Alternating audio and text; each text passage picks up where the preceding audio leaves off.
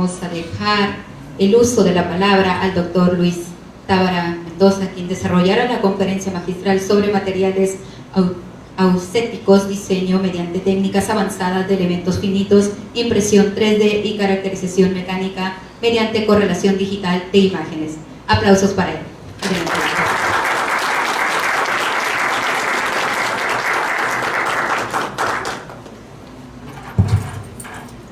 Muy bien, muchas gracias por la presentación.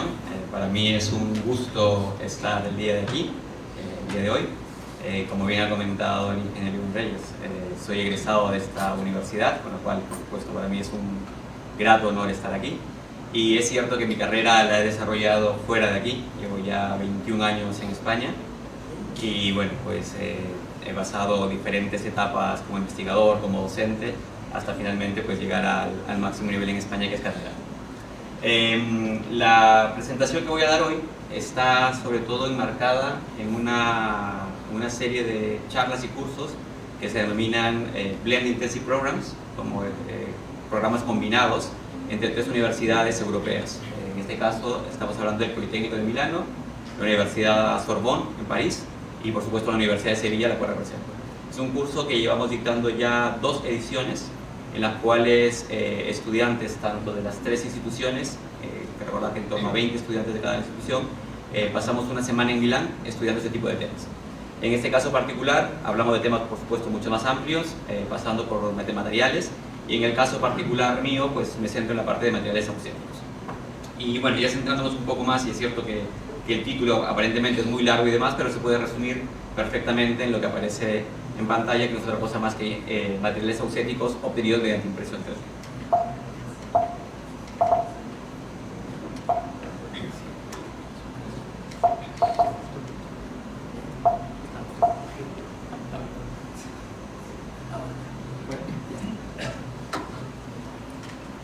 Bien, esto es un poco el índice que vamos a seguir. El objetivo, por supuesto, primero es introducir lo que son los materiales aucéticos. Es cierto que el nombre es bastante particular y puede sonar un poco extraño para aquellos que no estamos acostumbrados al mismo, pero bueno, vamos a introducir los conceptos básicos sobre qué son este tipo de materiales.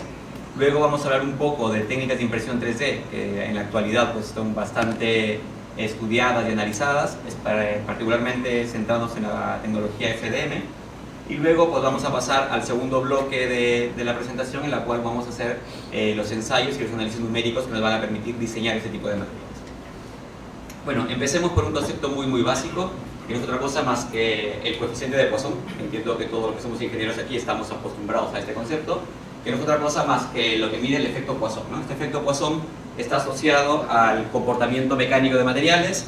Si aplicamos en un material cualquiera un alargamiento en una dirección, lo que se espera en la dirección contraria transversal es que se acorte. Eso, digamos, es algo bastante conocido, lo conocemos bastante bien, y por supuesto este tipo de comportamiento se mide utilizando lo que se conoce como el coeficiente de Poisson. Esa nu, ¿no? esa bechica rara que siempre estamos utilizando, que nos mide ese tipo de comportamiento. ¿Qué pasa con este coeficiente de Poisson? Pues dado la propia naturaleza clásica de los materiales, tiene que tomar, está definida con un valor negativo delante, dado que el comportamiento usual es lo que vemos aquí. Es decir, si alargamos en una dirección, los otros dos se contraen y aparece el signo negativo delante. ¿Okay? Eso es el comportamiento convencional. Si queremos llamarlo, ponernos inmersos ya en la conferencia, sería un comportamiento no aucético. Y viendo la palabra aucético también, digamos, un poco por ver terminología, la palabra aucética viene de una palabra griega, que es aucéticos, que lo que significa es que intenta crecer. Entonces, ¿qué esperamos de un material aucético? Pues un material aucético hace justamente lo contrario. Esto sería el material convencional. Alargamos en una dirección, por supuesto la dirección contraria se estrecha, y un material aucético nosotros tiramos en una dirección y pasa justamente lo contrario. El material se ensancha. ¿Eso qué indica? Pues volviendo a la definición básica que hemos hecho hace un momento, que el coeficiente de Poisson se convierte en un valor negativo. Claro, eso aparentemente hace unos años, estamos hablando de 20 o 30 años, eso era ciencia ficción, eso es contra la mecánica. No puede ser que si yo estiro en una dirección, pensemos en un chicle si queremos, lo que tiene que hacer es acortarse en la otra. Pues no, pues a partir de ahora, más que hay una serie de teorías termodinámicas que hay detrás, nos permiten tener este tipo de comportamientos. Comportamientos que si analizamos la estructura interna, pues van a estar basados sobre todo en la geometría interna de lo que tiene el material. Por ejemplo, si pensamos en una configuración 2D, vemos un comportamiento que es típico clásico en material aucético, que se llama reentrante, conforme vemos cómo se va alargando en una dirección, se va expandiendo en la otra, debido sobre todo a la geometría, pero también estamos viendo que esta misma idea la podemos extrapolar a 3 dimensiones y tenemos comportamientos auxéticos en todas las direcciones, llevando también nuevamente la misma idea geométrica que tenemos acá. Claro, el comportamiento pasa también en el otro sentido, es decir, pensamos en alargar en una dirección que también se alarga en las otras, ¿qué pasa si acortamos en una dirección? Pues lo que tendría que pasar es que las otras direcciones también se acorten, entonces obtenemos ese tipo de comportamientos. Cerramos aquí, esos otros, pero no ocurre solamente en direcciones de alargamiento y de acortamiento, sino que si pensamos, por ejemplo, en torsión, el comportamiento de torsión también es bastante interesante porque si pensamos, por ejemplo, en un tubo clásico, una manguera si queremos, cuando nosotros torsionamos la manguera lo que pasa es que se bloquea el líquido, deja de pasar el líquido porque se ha torsionado la manguera y eso ocurre usualmente cuando estamos en campo. En un material auxético, ¿qué pasa? Si torsionamos eso, no se bloquea nunca, probablemente disminuye ligeramente el diámetro, pero el flujo va a seguir pasando. Pero es más, ese flujo lo podemos controlar. Si podemos controlar el flujo que vaya en un sentido o en otro, y de hecho en aplicaciones biomédicas actuales se puede diseñar la estructura que tenga el tubo auxético para permitir o para dejar salir o para dejar entrar el paso de ciertos flujos. Luego, las posibilidades a partir de ahora son infinitas. Si ya los materiales clásicos nos permitían hacer muchas cosas, los auxéticos incluso abren más esas posibilidades. Ahora, ¿los auxéticos nos los inventamos nosotros o existieron siempre? Esto es la típica pregunta. La realidad es que nada está inventado, todo está inventado en realidad. ¿Qué hay que hacer? Pues repasar la naturaleza, y de hecho si repasamos la naturaleza, pues nos vamos a dar cuenta que materiales naturales, como el talón de Aquiles, vemos aquí por ejemplo, pues se comporta de manera auxética. Cuando nosotros comprimimos en una dirección, la otra dirección también se comprime y eso justamente nos permite que tengamos el funcionamiento de nuestro talón de Aquiles. O si vamos incluso más allá, la piel de la salamandra, la piel de los gatos, también tiene ese tipo de comportamiento auxético, o incluso en serpientes, ¿no? En culeros. Entonces, no es algo realmente novedoso como tal, existe naturaleza, pero sí es cierto que no es sencillo obtener. Si vemos la historia, digamos la mecánica, estamos hablando ya de siglos atrás, la mecánica estamos hablando de que el coeficiente de Poisson siempre toda la gente pensaba que tenía que ser positivo. De hecho, en algunos libros clásicos de mecánica se dice no, el coeficiente de Poisson tiene límites desde 0,5 hasta 0 y no puede ir menos que eso. Claro, si hablamos de términos termodinámicos y nos vamos más atrás, dice no, puede llegar a -1 termodinámicamente, pero en la realidad dice, ¿eso puede pasar? Pues ya en 1848 Jean-Claude Barré de Saint-Venant, un clásico de la mecánica, ya sugirió que sí que sería posible termodinámicamente que se obtengan poissones negativos. Claro, era idea, todo teórico, todavía no estaba comprobado.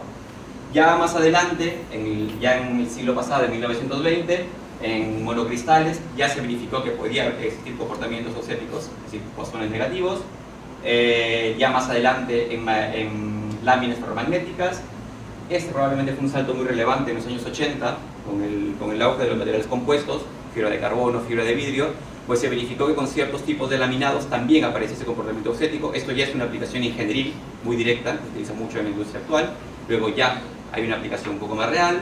Y por supuesto ya en el 82, cuando empezamos a hablar ya de honeycombs, que son las estructuras tipo panal de abeja, hexagonales también se verifican cuando son reentrantes, también tenemos poissones negativos, en espumas aparecen los poissones negativos y ya en el 91, ya bastante recientemente, se acuña el término auxético. Porque antes no tenía un nombre, simplemente se denominaba un material, comportamiento extraño, coeficiente de Poisson negativo, pero ya el nombre como tal se acuña en el 90, y se empieza a denominar materiales auxéticos. De hecho, si hiciéramos una historia un poco de cuáles son las publicaciones sobre este tema, veríamos que empieza a crecer de manera exponencial en los últimos 10 años aproximadamente. Inicialmente no se hablaba mucho de estos materiales y ahora, pues en los últimos 10 años, hay un auge bastante relevante. Esto debido a dos cosas. Primero, ya sabíamos que existen, perfecto, sabemos que existen, pero ¿cómo los fabricamos? Y otro detalle, ¿cómo los diseñamos? Pues la impresión 3D fue un papel muy relevante en el caso de fabricación. Antes no podíamos hacer muchas cosas que ahora se pueden hacer con impresión 3D. Y por otro lado, el diseño, el método de los elementos finitos, junto a otras técnicas numéricas con métodos de cálculo ya bastante potentes, pues nos permiten hacer diseños bastante más eficientes de este tipo de materiales. Escalas. Esto funciona a escala micro, a escala macro, a átomos. ¿A qué escala funciona? Pues si analizamos esto, en realidad, dado que es una digamos, un fondo geométrico, puede funcionar a cualquier escala. De hecho, si vemos esta escala, que está bastante bien, esta regla, podemos ver de que si estamos hablando en términos de cristales, de monocristales, estamos en orden de nanómetros. Si nos movemos a los honeycombs, a los canales de abeja que se utilizan mucho en laminados, pues estamos hablando de mesoescala, en torno a micras, en torno a milímetros. Incluso podríamos hablar ya de estructuras tipo A-brick que se utilizan en reactores nucleares, que están en torno a metros. Luego, en realidad, siempre y cuando tengamos la idea clara, se puede aplicar a cualquier escala. Entonces, no está limitado el tema de escalas. Propiedades principales. La propiedad principal, por supuesto, es el coeficiente de Poisson negativo. Bien, ¿y eso qué implicaciones mecánicas o físicas tiene? Pues las implicaciones pasan un poco por definir cómo son las deformaciones. Las deformaciones, si repasamos un poco la mecánica de sólidos, deberíamos decir, bueno, las deformaciones tienen dos opciones. Una, comportamientos normales, que lo que nos permiten son alargamientos y acortamientos, cambios de volumen, o componentes tangenciales, que están fuera de la diagonal, que son cambios de forma. Es decir, si inicialmente teníamos un ángulo que estaba a 90 grados, cuando aplicamos una carga, este ángulo puede aumentar o disminuir. Cambios de forma. Si queremos, por ejemplo, si queremos dos planos que eran paralelos, siguen siendo paralelos o dejan de ser paralelos. ¿Ok? Entonces, ¿qué pasa con el Poisson negativo? Pues el Poisson negativo lo que nos permite es cambios de volúmenes muy grandes, sin embargo los cambios de forma se mantienen. Es decir, esto es justamente lo contrario a lo que pasaba con los elastómeros. En los elastómeros pasaba que los cambios de forma eran muy importantes y los cambios de volumen pues eran pocos. ¿Okay? Entonces es como justamente el otro extremo del comportamiento. ¿Y qué efecto tiene este Poisson negativo? Pues sobre todo se puede resumir en estas 4 características, que la primera sería una alta resistencia a la indentación, a la penetración, si queremos. Vamos a comentar algunos detalles sobre ello. También que se puede mejorar la tenacidad de la fractura. Eso implicaría también que vamos a mejorar la resistencia al impacto. Podemos diseñar absorbedores de impacto, incluso de explosiones y demás. También hablamos del tipo de curvatura que se va a producir cuando aplicamos flexión, que es lo que se denomina curvaturas sinclásticas. También comentaremos un poco el detalle de eso. También conocido como drapabilidad. Esto es un concepto que viene de las telas, pero bueno, ya comentaremos qué es esto. Y en términos de absorción acústica, pues también podemos mejorar la absorción acústica, y sobre todo también es una aplicación bastante interesante, que podemos obtener permeabilidades ad hoc. Es decir, podemos ir diseñando diferentes permeabilidades dependiendo del grado de carga que le estemos aplicando a una placa auxiliar. Entonces, bueno, pensando en el Poisson negativo, y si pensamos un poco en los típicos diagramas de Ash-Milton, si pensamos, por ejemplo, si en esta eje está la densidad, en este otro está la G, que sería nuestra rigidez tangencial, y aquí nuestro B, pues lo que veríamos es que el mapa auxético se centraría más o menos en este triángulo, que sería nuestra zona de comportamiento. Si lo vemos en términos de diseño, vamos a definir lo que se denomina usualmente una unidad representativa, un volumen representativo que se va a repetir múltiples veces. Podemos trabajar en 2D o en 3D, y luego experimentalmente podemos ver incluso en la naturaleza cosas que pueden existir en la realidad.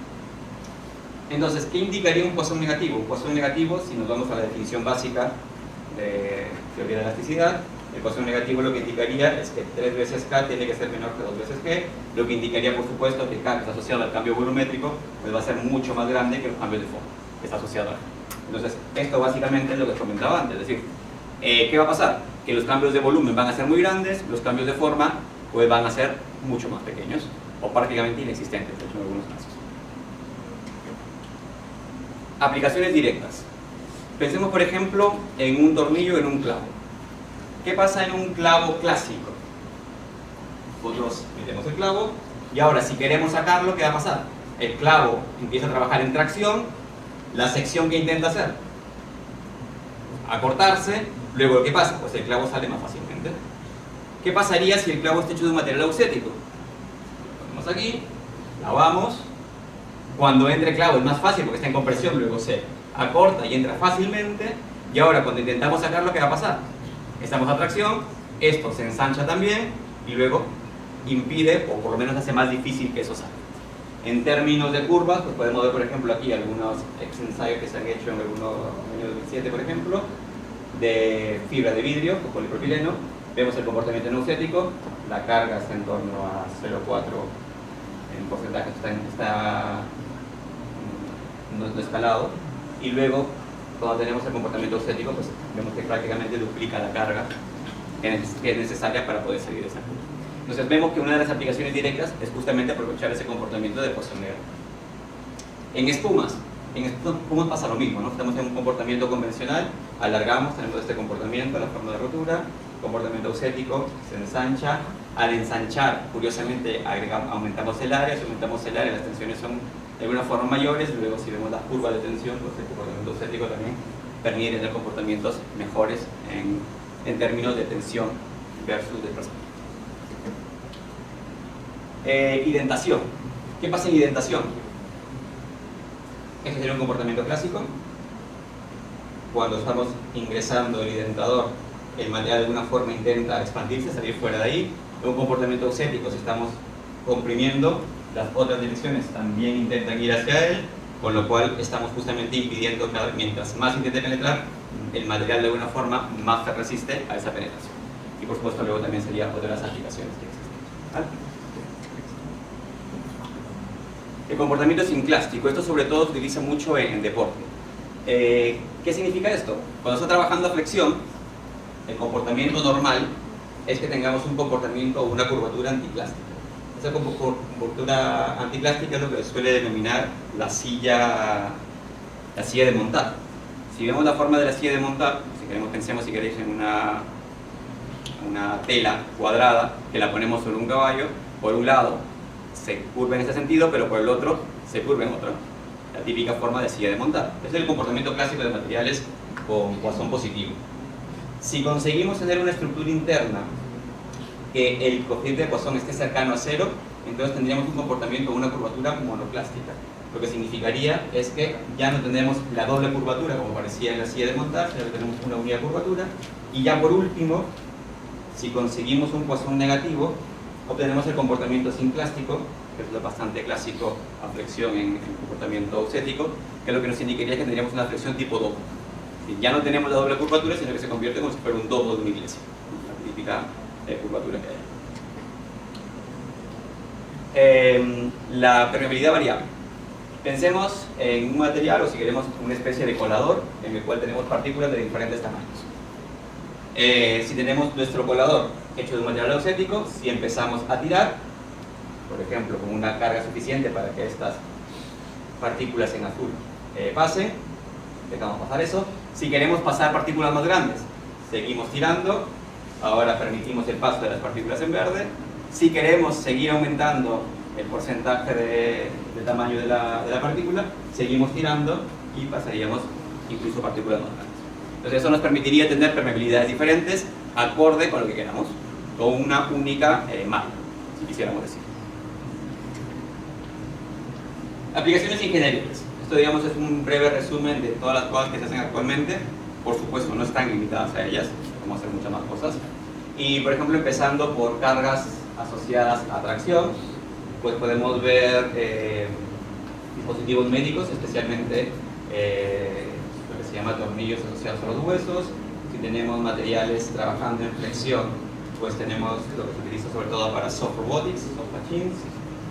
Si tenemos cargas de impacto, pues tenemos absorbedores de energía que se utilizan mucho en vehículos marinos y automóviles.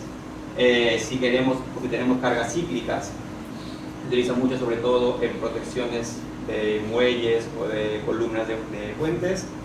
Si tenemos cargas debidas a shear, a cargas tangenciales, lo utiliza mucho en construcción, lo que se puede utilizar como un shear wall, las cargas de corte, los muros de corte. Y finalmente a compresión, pues se utiliza mucho en naves, digamos, en alas de avión, en wings. Es decir, las aplicaciones, como se puede imaginar, pues son muy amplias. Depende de cuál es primero la escala a la cual vamos a aplicarla y la definición que quisiéramos hacer. Por ver un poco las aplicaciones, entrar solamente un poco en detalle para ver cómo funcionan.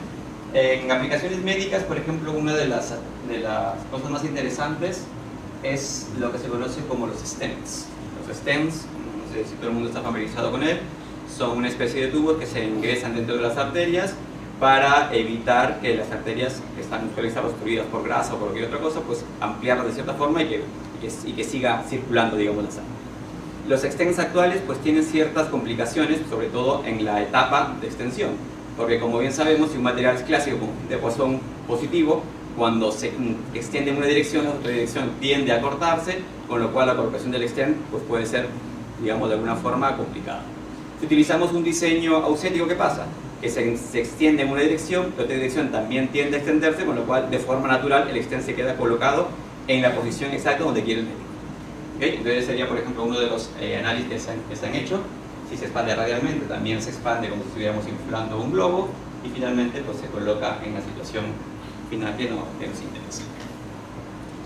Esto sería el filtro plumeable, si queremos decirlo, ad hoc, en el cual, por ejemplo, se ha verificado que para diferentes cargas podemos tener diferentes porcentajes de paso de las partículas que estamos trabajando.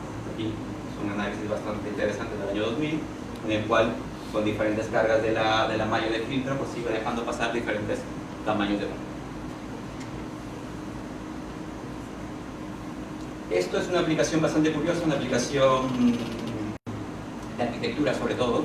Entonces, se denomina la mesa de Tom Seslick, que es un arquitecto bastante famoso de Polimi, del Politécnico de Milano, en el cual, pues, digamos, es el tema de espacio, ¿no? Usualmente que ya cada vez se va haciendo más interesante, sobre todo en Europa, que los espacios son más pequeños. Si necesitamos una mesa pequeña, tenemos esta configuración de mesa. Si necesitamos hacer un poco más grande la mesa, por la misma configuración ausética, con rotaciones de los cuadrados y demás, pues casi duplicamos el área útil de la mesa. Esta es una aplicación bastante interesante, es una aplicación de hecho de escala muy grande. Cada una de estas estructuras están formadas de en torno a 1 metro cada una de las mallas, y es una aplicación para reactores nucleares. Entonces, aquí lo que se hace básicamente, tenemos diferentes bloques de grafito, que son cada una de las placas, y estas placas a su vez tienen uniones que permiten de alguna forma alejarse o acercarse, y lo mismo, ¿no? Hacen un juego tal que se pueda acercar o agrandar o disminuir el tamaño de la pieza. Esto es lo de la adaptabilidad. Las aplicaciones, como les decía, sobre todo son deportivas. Ya existen marcas comerciales que están utilizando este tipo de comportamiento. Específicamente tenemos Under Armour y Adidas, son dos de las marcas top, digamos, en términos de ingeniería. ¿Qué es lo que hacen? Pues, si se dan cuenta, aquí tenemos la típica estructura ausética, y lo que están, digamos, sobre todo sacando ventaja es de la drapabilidad. Esta drapabilidad básicamente está asociada a la comodidad. En una tela normal, ¿qué pasa? Que cuando uno se mueve en una dirección, la otra dirección tiende a cortarse, con lo cual le aprieta el pie y entonces no es cómodo para, por ejemplo, para el deportista que está corriendo. Ahora, si tenemos un comportamiento ausético, si se estira en una dirección, la otra dirección también se estira, con lo cual la comodidad aumenta de manera muy relevante, y por supuesto estamos hablando de competición o alta competición, pues eso no es ninguna tontería. Cambian los segundos o los minutos en una carrera de maratón, en una carrera de alta velocidad, con lo cual todo cambia completamente. Esas son las aplicaciones, unas aplicaciones bastante interesantes, sobre todo cuando hay para los fijadores de cuellos. Los fijadores de cuellos usualmente suelen ser muy rígidos, y si bien es cierto, intentan evitar el movimiento en una dirección, las otras direcciones también quedan limitadas, y muchas veces las otras direcciones no tendrían que estar limitadas. Entonces, otro de los diseños es que sí, se mantenga expandido o contraído en ciertas direcciones, que mantengan la forma, pero que permitan la libre movilidad en las direcciones en las cuales no está contraída el músculo. Entonces, también una de las aplicaciones pues, suele ser este tipo de aplicaciones. Aplicaciones para dispositivos de protección, o sea, básicamente chalecos antibala, por ejemplo, o tablas que están sometidas a impacto. El objetivo, por supuesto, es disminuir el impacto, que se diseña adecuadamente la estructura interna, y el objetivo final es, por supuesto, disminuir el impacto. Aquí, por ejemplo, se ve claramente cómo la carga de impacto es prácticamente 50% menos a la carga final, y ya tenemos una idea de cómo mejora la resistencia al impacto. También tenemos para protección de explosiones, la idea es básicamente la misma. Se utiliza básicamente como un panel sándwich, una lámina arriba y abajo, y la estructura ausética en la parte central, que va a ser justamente la que actúe como soporte para poder evitar esa tipo de error. Esto es otro detalle interesante, sobre todo ya en términos ingenieriles, más de estructuras, en la cual se puede mejorar la tenacidad de la fractura. Aquí tenemos una fibra clásica de carbono, un laminado de carbono unidireccional, uno de los más usados en la industria aeronáutica actualmente, con propiedades ortótropas, por supuesto, módulos de Young diferentes en cada una de las direcciones, y lo que se hace son diferentes laminados. Laminados en los cuales, si nos fijamos, las direcciones E1 y E2 y G1-2 resultantes son aproximadamente las mismas, pero lo que cambia, por supuesto, son las configuraciones de los laminados. Cuando hablamos en materiales compuestos, los laminados, estamos hablando de láminas que están en torno a 0,1 milímetros, y lo que se hace obtiene finalmente es un laminado en torno a 2-3 milímetros, con lo cual estamos teniendo diferentes capas una encima de otra. Por ejemplo, en este caso estamos hablando de 12 capas, 6, eso significa 6 simétrico. Aquí tenemos las diferentes capas con sus direcciones que también son simétricas, y aquí tendremos 2 por 3, 6 capas doblemente simétricas, con lo cual al final las diferentes configuraciones nos permiten obtener un comportamiento a priori mecánicamente más o menos similar en términos de rigidez, pero si notamos, por ejemplo, que el coeficiente de ecuación en dirección 1,3 en el caso de esta primera configuración del laminado es bastante menor. ¿Qué se espera? Pues si pensamos en la mecánica clásica y básica, pues diríamos que en términos de fractura todas deberían comportarse más o menos igual, y el resultado pues es muy diferente. En realidad aquí se han hecho ensayos de doble entalla. Entonces en este ensayo de doble entalla lo que se obtiene es que, por ejemplo, en la compliance, que sería la flexibilidad respecto de uno u otra configuración, pues la flexibilidad en un material cambia completamente, a pesar de que las rigideces son aproximadamente las mismas y de que en realidad las láminas de cada una de ellas son exactamente las mismas. Y aquí se puede ver ya en términos de números los valores de K1C o los valores de G1 venidos para cada una de las figuras. Luego, si tenemos un coeficiente de ecuación negativo en ciertas direcciones, podemos también aumentar la tenacidad de la fractura de interés. Bien, eso sería, digamos, lo que son los materiales auxéticos, en qué los podemos utilizar, para qué sirven si queremos, y lo que nos quedaría ahora es cómo los fabricamos, cómo los obtenemos. Entonces, para ello, pues como comentaba antes, las técnicas de impresión 3D en la actualidad nos dan esa ventaja. Antes no existían este tipo de técnicas, y ahora la presencia de estas técnicas que actualmente son cada vez más usadas nos permite obtener diferentes configuraciones internas. ¿Okay? Si hablamos de tecnologías de impresión 3D, no hay una única tecnología de impresión 3D, hay muchas técnicas en la actualidad. Podemos empezar, por ejemplo, con lo que se conoce como material jetting, que básicamente lo que hace es que en diferentes capas de material, usualmente polimérico, se hace una polimerización a través de rayos UV. Luego tenemos lo que es la estilografía, que es similar, lo que pasa es que aquí necesitamos una resina líquida. Luego tenemos la fusión por láser. Esto básicamente lo que hace es tener un polvo metálico, y luego tenemos un láser que va fusionando poco a poco, capa a capa, el comportamiento. Es una técnica bastante usada y muy buena, el problema es que es excesivamente cara. Luego tenemos lo que se conoce como binder jetting, que también es una técnica bastante interesante, porque lo que se va haciendo es que gota a gota se va de alguna forma imprimiendo el material. Tenemos deposición directamente por energía, en lo cual se va poniendo el material y a la vez el láser, también bastante cara, por cierto, por el tema del láser. Luego tenemos la extrusión clásica, que probablemente sea una de las técnicas más baratas y la que más se utiliza en la actualidad, la técnica que solamente se conoce como FDM, Fused Deposition Modeling. Y finalmente tenemos también aplicación de capas, directamente en láminas. Pero básicamente, de alguna forma, esta diapositiva recoge o resume bastante bien todas las técnicas actualmente de impresión 3D. Claro, hay una variedad enorme, cada tecnología tiene sus cosas y cada una es diferente respecto de la otra. ¿En qué nos centramos usualmente? Usualmente la más amplia y la más utilizada es lo que se conoce como la de Material Extrusion, la más barata, cada vez también más usada, cada vez más definida, con mejores resultados tanto en comportamientos mecánicos y en diseño y demás. Y por supuesto va a ser en la que nos vamos a centrar nosotros. Esta sería un ejemplo de cómo funciona una impresora 3D. De hecho, seguramente muchos de ustedes han visto cómo funciona una impresora 3D. Esta en particular, a pesar de ser pequeña, tiene una particularidad muy interesante, que es que tiene una impresión de fibra de carbono continua. Es decir, no es solamente un plástico que está dentro, sino que tiene fibra de carbono dentro del material. Entonces, funciona en realidad bastante similar a cualquier otra impresora clásica, pero tiene esta particularidad. Si vamos a tecnologías dentro de FDM, también hay dos opciones. La primera opción es tener carretes de filamentos, de hilos para fusión, o pellets directamente. Ambas tecnologías al final intentan llegar a lo mismo. Por supuesto, el uso de pellets es más barato.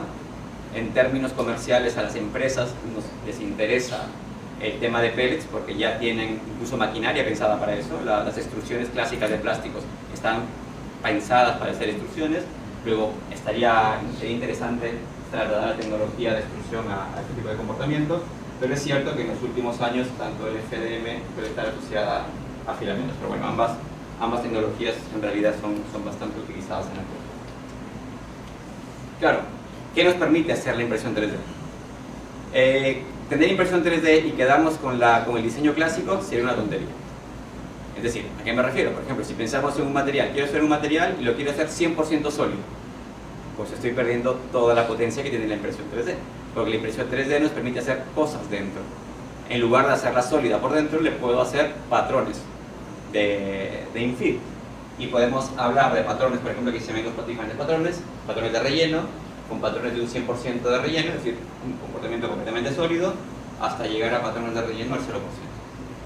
¿Qué ganamos con esto? Pues ganamos que la estructura externa, por lo menos la visión externa, sea siempre la misma, pero por dentro estamos ahorrando mucho material dependiendo del porcentaje de relleno que vayamos a incluir. Esa era una de las ideas básicas de impresión 3D, minorar el relleno, ahorramos en material, ahorramos peso, una serie de ventajas que suelen estar bien.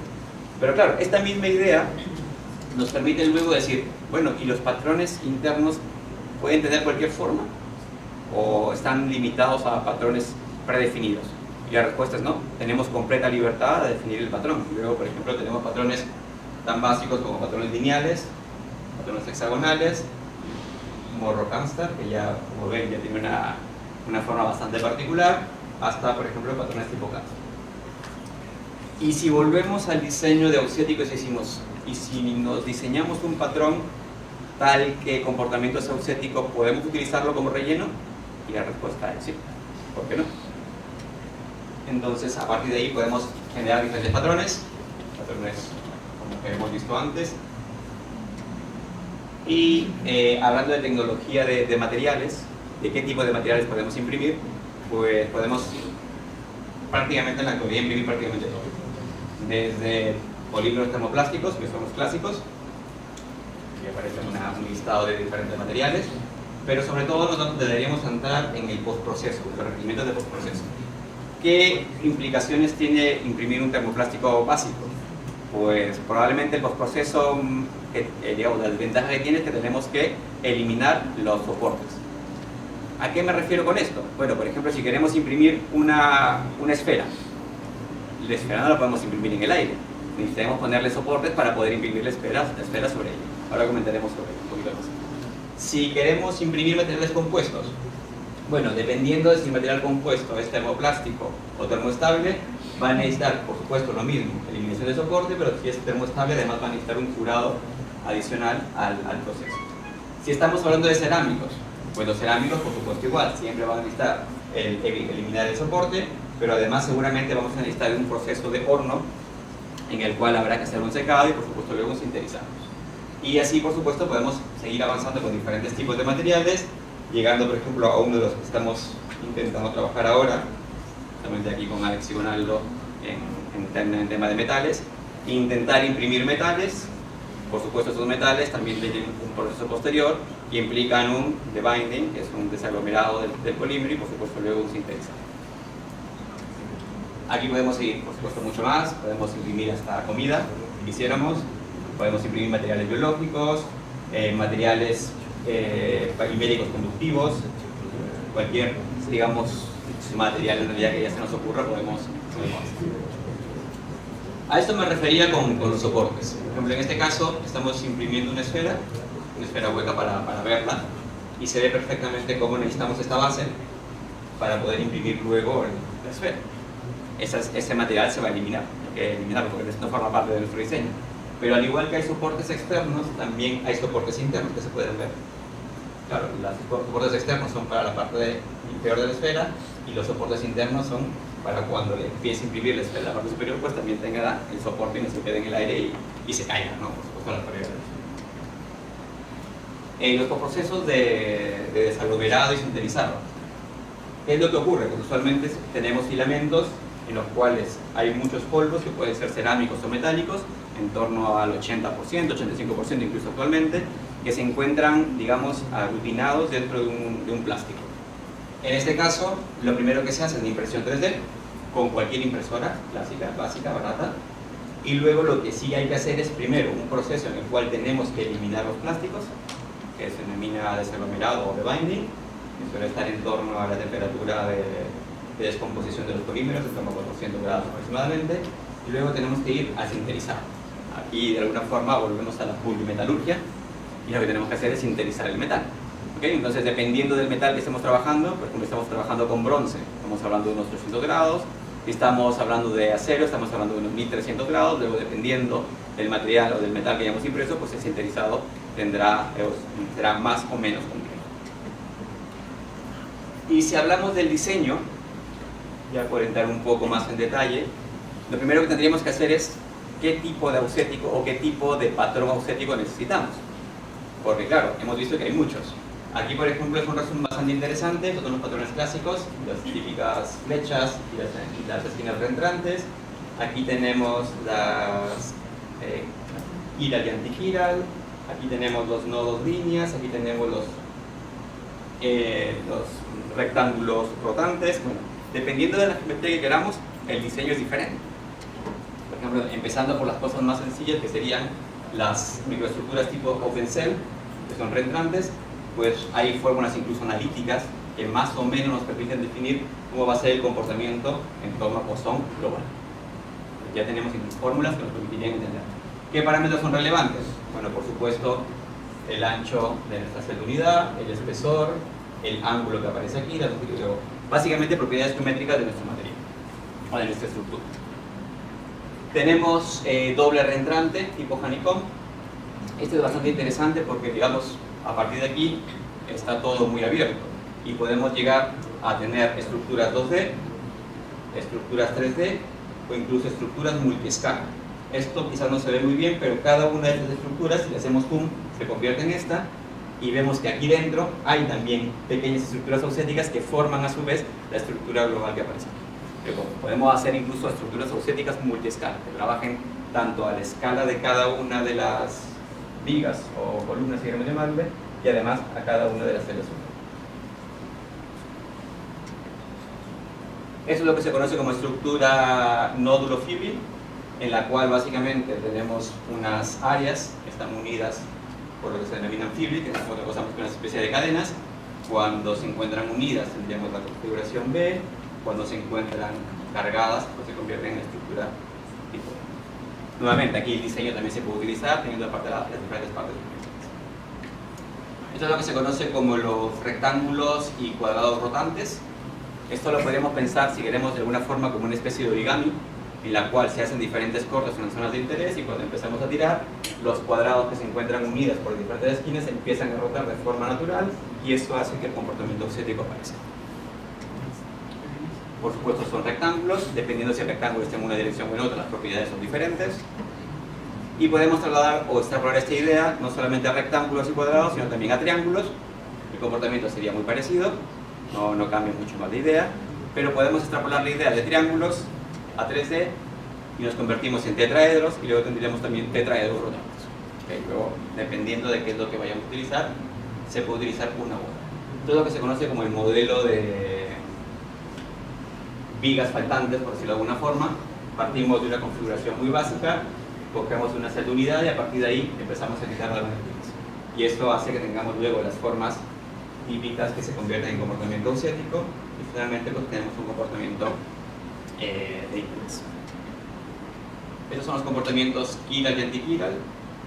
Tenemos un comportamiento tri, asociado a un comportamiento de unión, una especie de resorte con tres salidas. Este sería el tetra, con 4 salidas y dependiendo si está en una dirección o en otra, se convierte en tetra o en antitetra. Diseño. Ya tenemos la idea, ¿no? Ya tenemos las diferentes opciones que tenemos que hacer. La más básica, por supuesto, son las típicas estructuras entrantes o reentrantes, que son las que usualmente se suelen utilizar. ¿Cómo llegamos a ello? Hemos dicho que el objetivo va a ser, si queremos utilizar impresión 3D, tenemos que definir cómo va a ser nuestro patrón de entrada, y entonces lo que podemos hacer, por supuesto, es primero hacer un modelado 3D.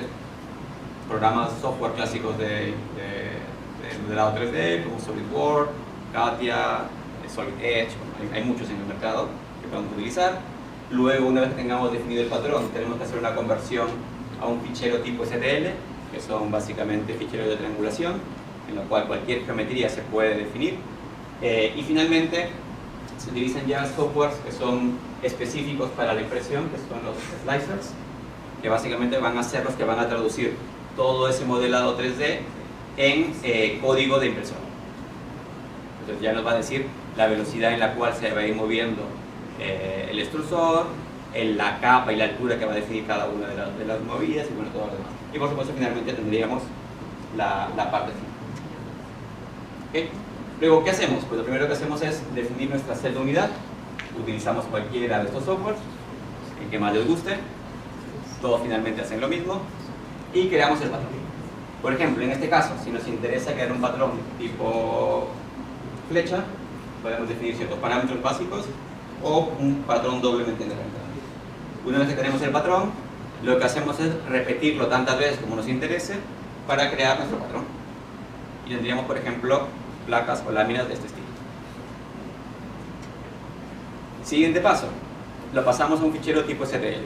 No sé si se observa muy bien, pero aquí hay unas líneas azules que nos están determinando las diferentes triangulaciones que tiene esa geometría. Bueno, en realidad esto es un volumen, ese volumen hay que trasladar, esa información hay que trasladarla al software que es el slicer, y eso se hace a través de este tipo de ficheros STL, que lo que hacen básicamente es dividir nuestro volumen en diferentes triángulos.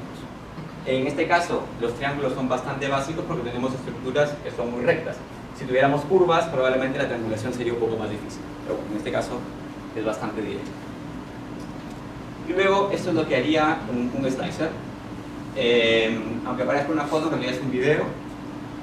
Se va viendo cómo virtualmente está imprimiendo, esto es lo que hace el slicer, va imprimiendo virtualmente cada una de las capas, las diferentes alturas de capa, la velocidad que se va haciendo, la velocidad puede ser 2D o 3D, y se va viendo cómo va quedando la pieza, desde la primera capa hasta la última capa. Y también nos hace de alguna forma una simulación del tiempo que va a demorar en hacer la impresión. En este caso, esta plaquita va a tardar en torno a 6 horas y media y estamos gastando en torno a 22 gramos por cada metro de impresión. Siguiente paso, nos llevamos esa información del slicer a la impresora. ¿Okay? Usualmente las impresoras comunes tienen ya software slicers que hacen ese trabajo. Hay muchos slicers que son software libre. Voy a ver un momento aquí atrás para comentar algunos de ellos. Los más usados son el Cura, Ultimaker Cura y el Super Slicer, aunque hay muchos otros en el mercado, pero suelen ser los más comunes y que son gratuitos. Y una vez que ya tenemos eso, pues ya vamos a la impresora y definimos los parámetros de impresión.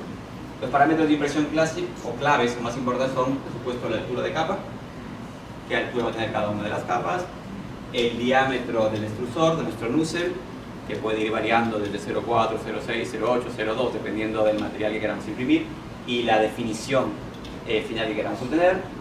La temperatura de impresión también va a depender del material, no es lo mismo imprimir PLA que imprimir PTU o imprimir cualquier otro polímero, o incluso polímeros que están reforzados con fibra de carbono, por ejemplo, cada uno de ellos tiene una temperatura diferente. La temperatura de la cama, que también es una variable bastante relevante, porque claro, aquí empiezan a jugar una serie de parámetros que ya no son tan básicos, es decir, está bien, estamos imprimiendo, pensemos por ejemplo en torno a 250 grados, pero esa capa se va a enfriar rápidamente. Y cuando llegue la segunda capa le vamos a volver a meter 250 grados y como lo tengamos a temperatura ambiente, tenemos un problema porque puede empezar a despegarse. Entonces jugar con la temperatura de la cama también puede ser irrelevante. La velocidad de impresión nos va a determinar la calidad de impresión que vayamos a obtener. Si estamos imprimiendo cosas rectas, probablemente no sea de mayor interés, pero si tenemos zonas en las cuales tenemos formas que suelen ser ya un poco más complejas, la calidad de la impresión pues va a depender mucho también de esta velocidad. y por supuesto el diámetro del filamento y el espesor final de la línea del balón. Estos son algunos ejemplos de cómo quedarían las piezas impresas, a las cuales nos interesa por supuesto tener ese comportamiento óseo. El ensayo. Hey, si se dan cuenta, hemos evolucionado poco a poco, ¿no? Hemos primero introducido lo que es un material ausético, luego hemos definido cuáles son las técnicas que nos permitirían obtener ese comportamiento ausético de forma más o menos sencilla, con impresión 3D por ejemplo, y luego habría que ver el ensayo. Eso hay que ensayarlo, hay que verificar si de verdad es ausético o no, o cuán ausético es, o en qué dirección es ausético. Entonces, por ejemplo, en este caso, por supuesto, la variable de interés va a ser las deformaciones, tanto las deformaciones longitudinales, es decir, en la aplicación de la carga, como las deformaciones transversales que aparecen en la próxima. Claro, aquí, nuevamente volvemos a otra variable.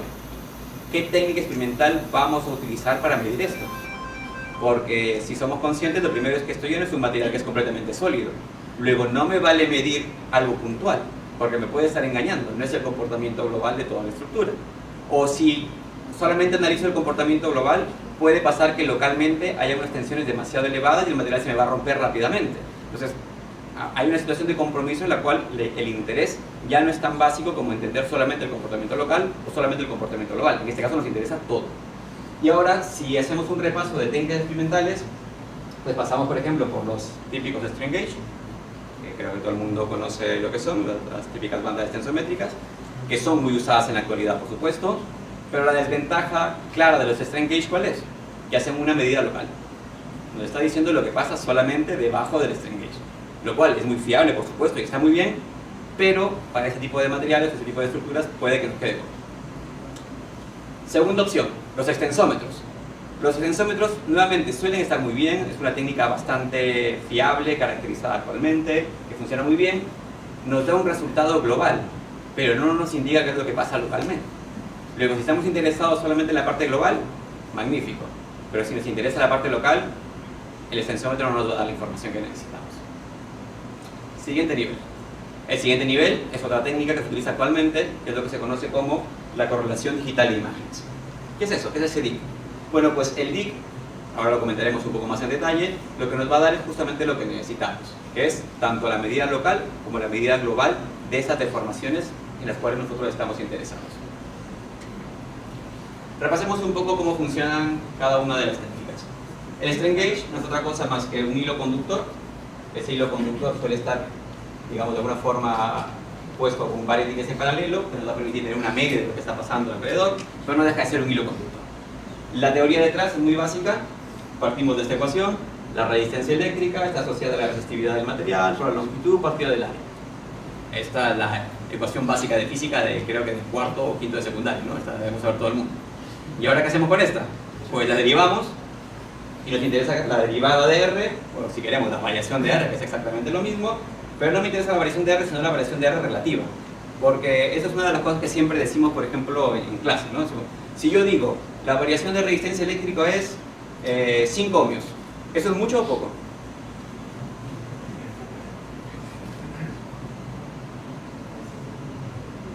¿Es mucho o poco?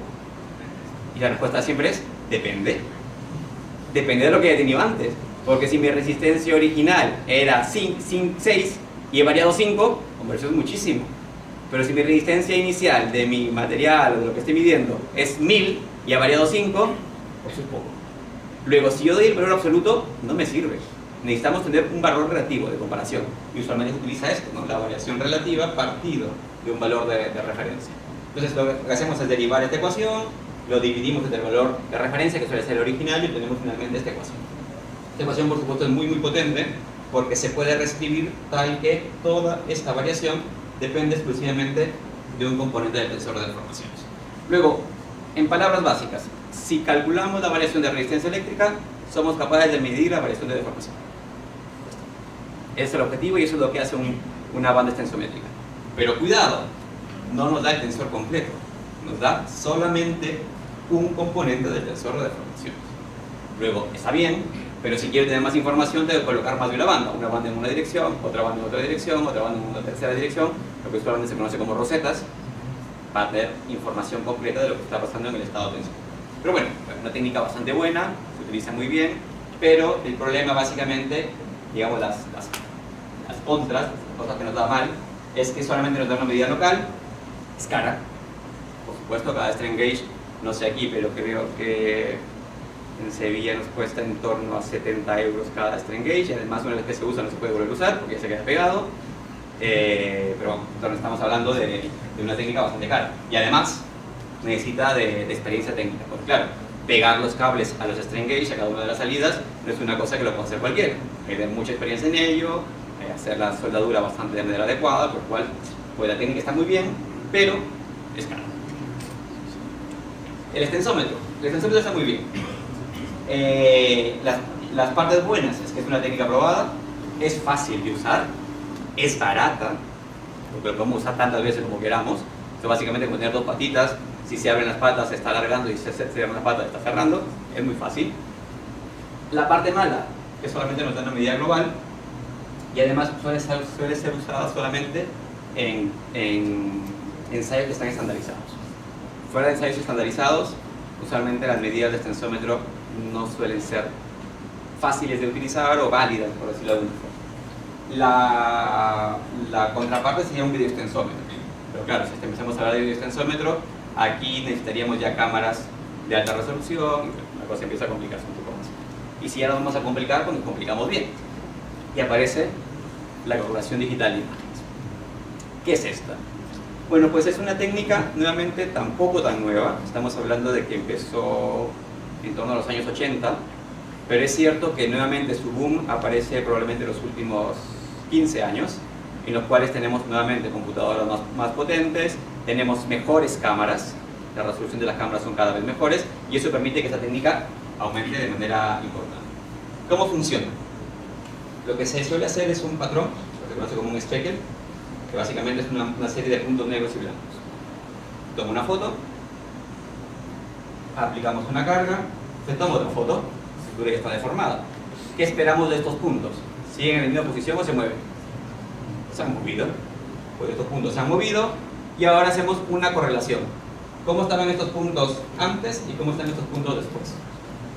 Si hacemos una correlación y con computadoras cada vez más potentes y hacemos una medida de qué le ha pasado a cada uno de los puntos de interés, pues vamos a ser capaces de tener el campo de deformación completo. No un único valor, sino el campo de deformaciones completo, todos los componentes. Esto en el plano, pero podemos incluso mejorar la técnica y en lugar de utilizar una única cámara podemos ponerle dos cámaras a ciertos ángulos y de inclinación, por lo cual podemos tener el tensor de deformaciones no solamente en el plano, sino también en 3 dimensiones. Por lo cual, la técnica en realidad es bastante maravillosa y nos da mucha potencia de elevar. Esto es una foto, creo que está de Isualdo, ¿no? Estabas ahí montando las cámaras. Y aquí tenemos un sistema de dos cámaras. La idea era intentar mejorar esta visión 3D de las cámaras. Y claro, aquí nuevamente empezamos a meter otros detalles. ¿Qué pasa aquí? Necesitamos nuevamente cámaras de buena resolución. Necesitamos luces. La luz juega un papel relevante, porque al final tenemos fotos. Si el blanco y el negro no está bien definido, o la diferencia del blanco y el negro no está bien definida, pues la resolución del resultado no va a ser buena. Mientras mejor resolución tengamos, mejor solución tendremos. Una buena cámara, por supuesto, es una de las cámaras que tenemos nosotros por ahí. Y luego hay que preparar las probetas. Entonces, por ejemplo, en este caso teníamos probetas negras. El primer paso era pintarlas de blanco.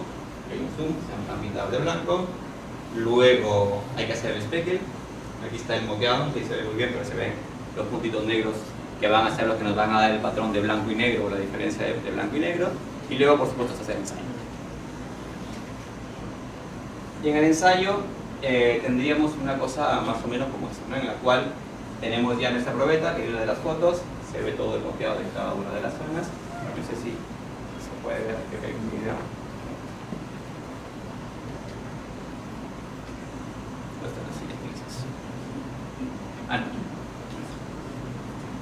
Aquí, por ejemplo, se va viendo la escala de colores, en la cual aquí en la derecha se ve las deformaciones, y está viendo cómo sobre la marcha en cada uno de los momentos van cambiando las deformaciones que van apareciendo en ese momento.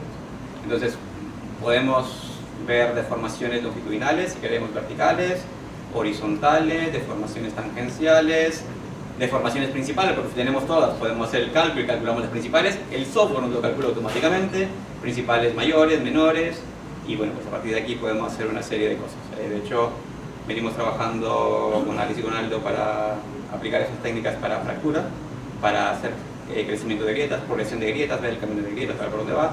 La técnica de verdad que se presta bastante bien para este tipo de cosas. Y bueno, en realidad es bastante útil este tipo de técnicas, ¿no? Y volviendo un poco a los auxéticos, que es lo que estamos viendo, ¿qué hacemos con esto? Bueno, pues ya que tenemos información completa, podemos hacer análisis a diferentes niveles. El primer análisis que podemos hacer es decir, bueno, me interesa todo.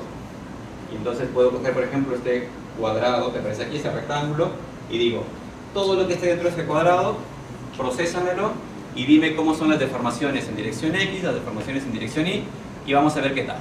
O podemos hacer una zona circular, o podemos hacerlo a nivel de puntos. Entonces, por ejemplo, aquí están las deformaciones epsilon X, las epsilon Y, las epsilon 1, las epsilon 2, y se ve, por ejemplo, claramente que hemos entendido lo que íbamos buscando. Lo que buscábamos era que las deformaciones sean las dos positivas o las dos negativas. En este caso nos interesan las dos positivas porque estamos alargando. Es decir, si las epsilon 1, las epsilon Y, son las rojas, son positivas, nos está diciendo que se está alargando, pero las epsilon X también son positivas, lo que nos está diciendo que se está ensanchando también. Luego, si calculamos Poisson, por supuesto el Poisson nos sale negativo. También podemos empezar a afinar la técnica, ¿no? Es decir, bueno, en esta técnica, ¿qué pasa si me creo lo que hay en el rectángulo, si lo que hay en el círculo, si lo que hay puntualmente, o ¿qué me interesa?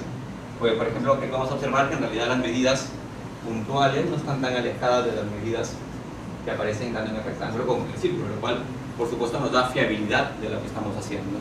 Porque, por un lado, es cierto que el comportamiento local puede ser uno, pero el comportamiento global puede ser otro. En general, cuando estamos hablando del comportamiento auxético, nos interesa el comportamiento global.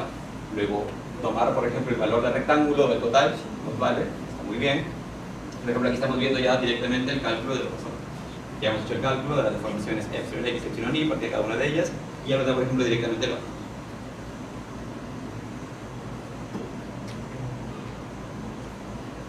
experimental, listo. Es decir, ya nos creemos. Existen los auxéticos, lo hemos comprobado experimentalmente, pero ahora, ¿cómo los diseñamos? Porque ya sabemos que existen, está muy bien, pero nos gustaría tener valores. ¿Cómo mejoramos? ¿Qué variables son las que van a jugar un papel importante o no? Entonces, a partir de aquí aparecen técnicas ya numéricas que nos van a permitir hacer este tipo de análisis.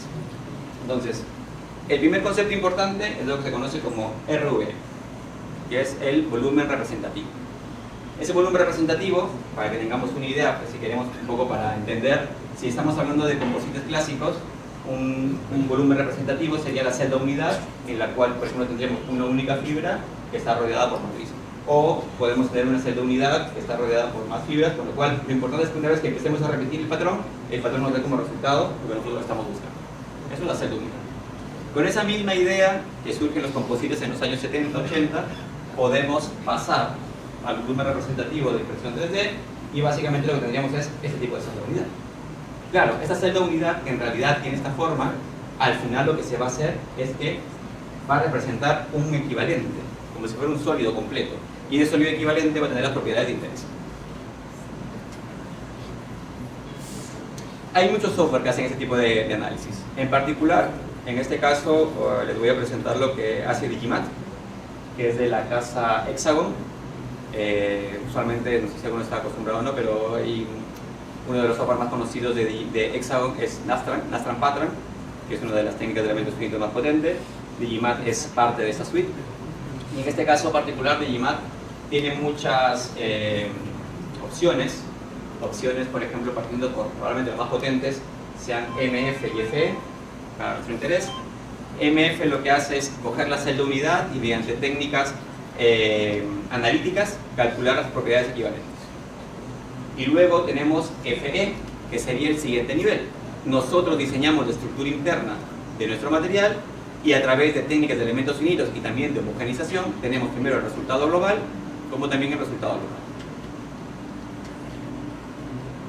¿Okay? Entonces, esto es lo que hacemos. Primero hacemos un nivel micro, definimos qué es lo que hay a nivel de celda unidad, y luego lo que tendríamos sería un comportamiento macro, mecánico, ya con propiedades finales del comportamiento de nuestra estructura. Esto, por ejemplo, es lo que hace MF. Definimos, por ejemplo, diferentes matrices, podemos definir muchas matrices, podemos definir diferentes refuerzos, diferentes fillers, podemos definir cómo son las formas de esos fillers, luego se hace homogenización, tenemos las diferentes partículas que aparecen ahí, porcentajes, poros y demás, y luego tendríamos un sólido homogéneo y nos da como resultado la curva de comportamiento final. Eso es lo que hace MF. FE va al siguiente nivel, porque en FE podemos definir, además de la inclusión y la matriz, podemos definir el RV como queramos, lo más grande, lo más pequeño, más complejo, menos complejo que queramos, y además del resultado global que nos daba MF, también nos da el resultado local, tanto de tensión como de deformación, en términos locales, lo cual, por supuesto, nos da mucha más información. Importante, siempre que estemos haciendo cálculo, las unidades. Esto es algo bastante básico, pero a la vez probablemente fuente de la mayor cantidad de problemas cuando se hacen cálculos numéricos. Lo usual es trabajar, por ejemplo, con sistema internacional aquí arriba, pascales, masa kilos, metros, segundos y demás, pero también es muy común, por ejemplo, trabajar con megapascales, lo cual, por ejemplo, hace que si necesitamos trabajar con la masa, debemos meterle en toneladas, lo cual, por ejemplo, no es bastante usual y suele ser un error bastante común cuando se hacen cálculos dinámicos. Y bueno, aquí, a partir de aquí, pues podemos jugar con cualquiera de las tablas que nos interesen, siempre y cuando tengamos clara cuáles son las unidades con las que vamos a trabajar. Los ángulos, por supuesto, la definición de ángulos también es otra variable importante en este tipo de software, porque les recuerdo que nuestro interés puede ser incluir, digamos, refuerzos. Los refuerzos estarán orientados en ciertas direcciones y, por supuesto, habrá que definirlo a través de estos dos ángulos θ y. Esta es la interfaz del programa. Como verán, es bastante amigable, no tiene mayor complicación. Vamos a ir repasando rápidamente un poco cómo funciona. Tenemos la primera parte de IMAT, se define el directorio de trabajo, se define cómo se va a llamar el job para nuestra orden de trabajo. Luego podemos definir materiales. Aquí podemos definir primero los parámetros generales. Si queremos hacer un análisis mecánico, un análisis termomecánico, térmico, eléctrico o electromagnético. Esa es la, digamos, la potencia que tiene en este caso particular este software. Si nuestro volumen representativo va a ser 3D o va a ser 2D. El material que vamos a definir, por ejemplo, en este caso voy a definir un material que es nylon. El comportamiento lo voy a definir como elastoplástico. Puede ser elástico si quisiéramos, pero bueno, podemos generarlo como elastoplástico. Si está en elastoplástico, tenemos que ir al comportamiento plástico con un modelo de elasticidad, en este caso es el J2, el segundo invariante del tensor de deformaciones, y también tenemos un endurecimiento asociado a la deformación. Resultado, ¿qué nos pide? Pues nos va a pedir, por supuesto, la densidad, que les recuerdo que hay que meterla en toneladas, si estamos trabajando en megapascales, el módulo de Young, coeficiente de Poisson, el límite elástico, el módulo de endurecimiento, el exponente, y por supuesto el módulo lineal de endurecimiento. Afortunadamente nos va a generar la curva automáticamente de cómo se comporta ese material. En este caso se ve claramente que es el elástico lineal que llega a 35, que es lo que lo hemos puesto, y luego tenemos el endurecimiento que también es más o menos lineal de acuerdo a las curvas o a las propuestas que hemos puesto inicialmente. Pero podemos jugar con ese comportamiento tal como queramos. En literatura hay muchos comportamientos de material, luego tampoco es tan complicado definir diferentes tipos de materiales. En este caso es nylon. Siguiente paso. El siguiente paso para nuestra definición, lo que nos interesa va a ser una microestructura tipo latiz. Latiz es tipo celda. Entonces aquí lo que vamos a definir es una celda, como la que estamos buscando, como la que queremos buscar. Y a partir de ahí lo que se hace es definir si nuestro patrón va a ser 2D o 3D. Y en este caso voy a definir un patrón 3D. También le voy a decir el diámetro de la viga. Las vigas serían cada una de las uniones de esos patrones. Y luego es tan sencillo como definir coordenadas. Defino tantos puntos, digamos, de interés como necesite, y luego defino uniones, las diferentes barras. Por poner un ejemplo, si este es mi punto 0, 0, y aquí este es mi punto 0, 1, que sería mi punto 0, mi punto 1 y mi punto 2, la primera barra está formada por unión de 1 y 2. Y así, sucesivamente, con todas las barras y con todos los puntos que quiera, hasta, por ejemplo, en este caso, generar esta entrada doble reentrante, que es la típica geometría que se suele utilizar para un material oxidado. Recordad que lo que estamos diseñando es la celda unidad. Esa celda luego se va a repetir infinitamente en cada una de las direcciones. Muy bien, seguimos el tipo de comportamiento. Hay que definir el tipo de RVE, ya estamos en nuestro volumen representativo. Lo primero que hay que hacer es definir el tamaño de ese volumen representativo. Fíjense que estamos definiendo que va a ser de 1 por 1,05. 1,1 es, digamos, 1 milímetro por 1 milímetro aproximadamente, y la altura de 0,05 milímetros. Aquí hemos, digamos, de alguna forma exportado la geometría que hemos definido previamente, y aquí se va a generar también luego la malla de elementos finitos, mesh. Podemos jugar un poco con los valores del tamaño de malla, pero usualmente lo suele hacer de manera automática. No se ve muy bien, pero aquí se ven ya los elementos pequeños que aparecen ya directamente en la malla de elementos finitos. Y luego aplicamos las cargas. Las cargas aquí son relevantes los ángulos que habíamos definido antes. Por ejemplo, aquí lo que vamos a hacer es una carga en tipo de formación en la dirección 3 uniaxial. Pero aquí tenemos muchas opciones. Podemos aplicar cargas uniaxiales, biaxiales, cargas combinadas de shear con uniaxial. Bueno, hay diferentes opciones en las cuales podemos cargar, y ese resultado de manera automática nos va a dar el comportamiento en cada una de esas direcciones. Finalmente, fíjense que no hay nada más que hacer en principio. Hemos hecho, digamos, un bastante básico. Le damos a resolver y el resultado final sería este. Este sería nuestro comportamiento de tensión versus deformación en dirección 3 de esa celda unidad. Pero no solamente nos da eso, es decir, que eso sería uno de los comportamientos, por supuesto, relevantes, sino que a partir de aquí le podríamos pedir la deformación en dirección 3 y la deformación en dirección 2, que serían las dos direcciones de interés en nuestro caso, y podríamos calcular el coeficiente de Poisson. O ir al comportamiento local y, por ejemplo, ver cómo son las tensiones de von Mises, las equivalentes de von Mises, para ver qué tan cargada está cada una de las líneas. Y eso sería nuestro resultado local del comportamiento. ¿Sí? Entonces, es una herramienta en principio bastante básica, útil, potente, que nos permitiría jugar con ella, porque podemos hacer diferentes estructuras. Aquí he hecho una estructura muy básica, la típica reloj de arena, pero podría haber hecho flecha, doble flecha, cualquiera de las que hemos visto anteriormente. Y por último, les voy a mostrar un pequeño ejercicio que fue presentado por uno de los chicos de máster que estuvieron haciendo este curso que estoy presentando aquí, en esta última edición que hicimos en Polimi. Les dejamos siempre un trabajo final que tienen que hacer un diseño propio de un comportamiento auxético, y en este caso pues hicieron un concepto que es bastante interesante, en el cual la idea era hacer una entrada, una doble entrante, y empezaron por dos conceptos, ¿no? El concepto 1 y el concepto 2.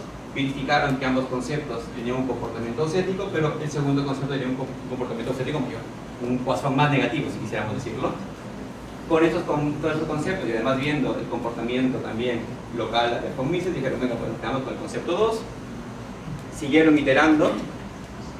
Con el concepto 2 se hicieron diferentes versiones, versión 2.0, 2.1 y 2.2, en la cual lo que se hace es estudiar dos cosas. Primero, el espesor del filamento, hacerlo más ancho o más grueso. Se vieron también las diferentes tensiones que aparecían. En este caso, la versión 2 de una tensión bastante menor. Luego, segunda iteración con esa versión, y se realizó la versión 2.10, 2.1 y 2.2.